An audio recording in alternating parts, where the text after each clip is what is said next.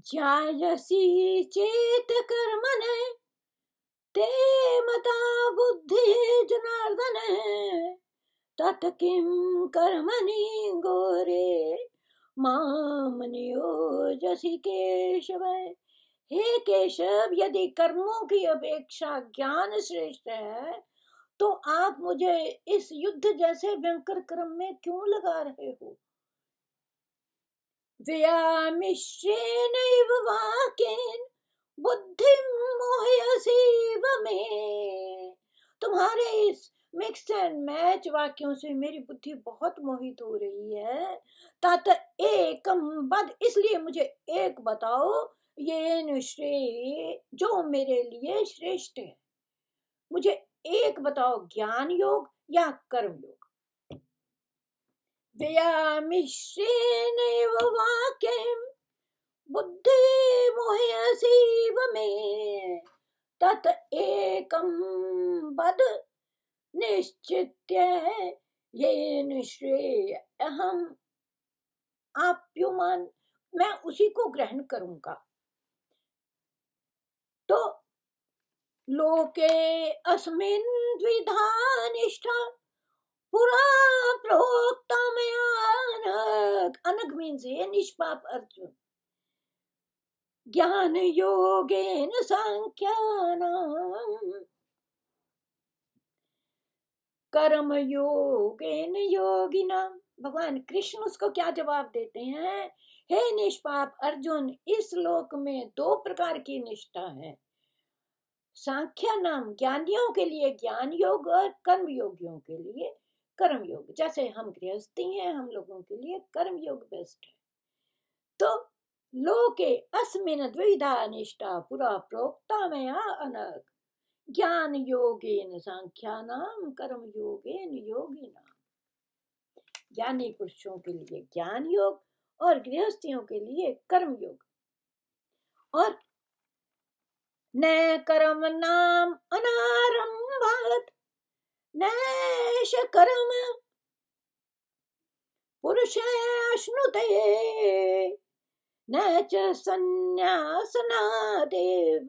सिद्धिं समधिगच्छति। मनुष्य ना तो कर्मों के अनारंभात, कर्म करना ही नहीं है, बैठे रहो। न तू कर्म नाम अनारंभात, ईट लाओ ही नहीं, गारा लाओ ही नहीं, मकान बनाओ ही नहीं। तो नैष कर्म पुरुष अश्नुते, और नैच संन्यासनादेव सिद्धिं समधिगच्छति। दो प्रकार के मनुष्य हैं। एक तो कि काम को शुरू ही नहीं करना, निष्कर्मण्य में बैठे रहो। और दूसरा, कर्मों को त्यागने मात्र से सन्यासी बन के बैठ जाओ। कर्मों को त्यागने मात्र से अपने गुफा में चले जाओ, सन्यास रमा लो। इन दोनों से भगवत साक्षात्कार की प्राप्ति नहीं होती अर्जुन। ऐसा भगवान कृष्ण ने अर्जुन के जरिए प्राणी मात्र को समझाई है ये बात। क्या? न कर्मणाम अनारंभात नैष कर्म पुरुष अश्नुते न च संन्यासनात् एव सिद्धिं समधिगच्छति। सिद्धि को प्राप्त नहीं हो सकता। न हि कश्चित् क्षणमपि जातु तिष्ठति कर्मवरत् कार्यते हि अवश्य कर्म सर्व प्रकृति जय गुणी। ये तो प्रकृति से उत्पन्न हुए हरेक प्राणी मात्र के लिए कर्म करना आवश्यक है। कोई भी पुरुष किसी की काल में एक क्षण के लिए भी बिना कर्म किए नहीं रह सकता। हमारी सब इंद्रियां काम करती हैं हर पल हर क्षण। और क्यों? प्रकृति से उत्पन्न हुए हर एक मनुष्य वो प्रकृति के अधीन है। मनुष्य हवा है, वायु है, जल है, पृथ्वी है। पृथ्वी के ऊपर आप खड़ोगे नहीं, बैठे नहीं रहोगे तो लेटोगे नहीं, योग नहीं करोगे, कैसे गुजारा होगा? नहीं कश्चित क्षणमपि जातु, कोई भी प्राणी तिष्ठते कर्म कृत, बिना काम किए रह ही नहीं सकता। कार्यते ही अवश्य, क्योंकि वो प्रकृति के अधीन है। कर्म स्वर्ग प्रकृति जय गुण, कर्मेंद्रियाणि संयम है, ये अंसे मनसा स्मरण। कर्मेंद्रियों को तो वश में करके बैठ गए, कमरे में बैठ गए, जाके पिक्चर नहीं देखनी। कर्मेंद्रिय संयम है, ये आस्ते मनसा स्मरण, परंतु मन में पिक्चरों के गाने चल रहे हैं, ये देखनी है, वो देखनी है, फलाना ठिकाना और ये और वो।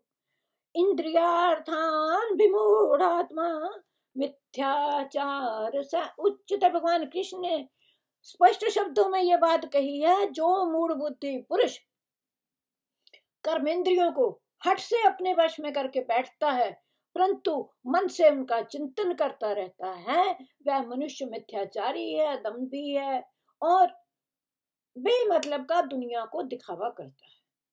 मन के ऊपर काबू करना सीखो। और यह तो इंद्रियानी मनस नियम आरभते अर्जुन, कर्मेंद्रिय कर्म योगम असक्त सह विशिष्यते। और हे अर्जुन, जो मनुष्य इंद्रियों को वश में कर लेता है, निर्लिप्त रहता है, उसके वशीभूत काम नहीं करता और कर्मेंद्रियों को कर्म योग में लगाए रखता है, उन पर आचरण करता है, वही मनुष्य विशिष्टते श्रेष्ठ पुरुष वही है। कौन?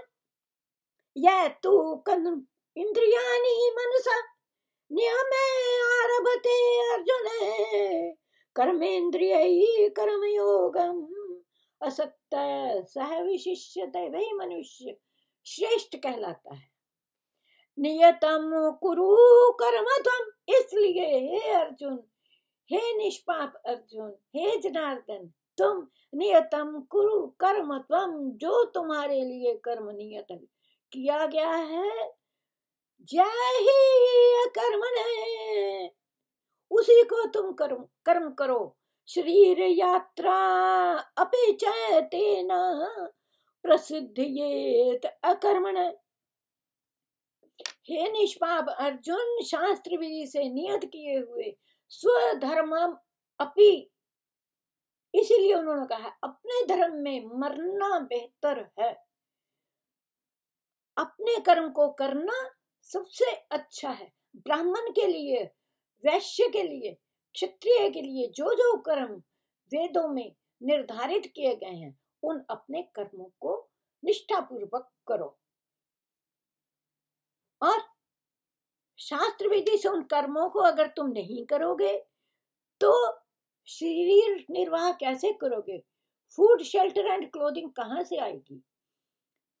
नियतम कुरु कर्म त्वम, कर्म जाए ही अकर्म न, शरीर यात्रा भी चैते ना प्रसिद्धेत अकर्मण, ना प्रसिद्धेत अकर्मण।